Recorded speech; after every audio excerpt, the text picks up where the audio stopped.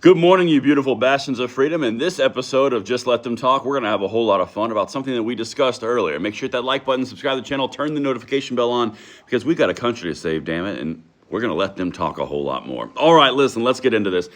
On this Saturday morning, you are fully relaxing. It's starting to set in. You've had your football, you've had your Thanksgiving, you've had amazing time with family, and some time where you're like, thank God I'm home for the relapse from that. And how in other scenarios, you've got these lefties, these pesky lefties, these Democrats. Well, we talked about, as something significant that occurred, James Carville talking about the economic rage and focusing on the affordability and economic rage of Americans, and Democrats, how the only way out of the abyss that they possibly have is by framing the economic rage. Okay, well now, they're taking that nod and they're following it.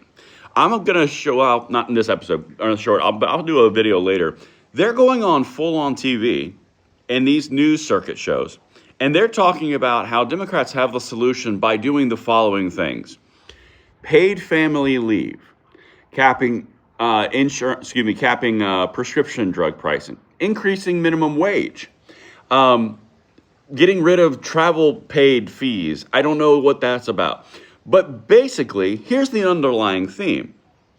We tried to do all of this socialism by taking from individuals and giving to others, by supplying this massive safety net and this entire cradle-to-grave support system. And the Republicans voted it down because meritocracy is one of the most important pieces of this nation. If you do not have meritocracy, if you do not have a drive to succeed, driven by the benefit of the reward, you're going to have no one to do it. This is the whole point.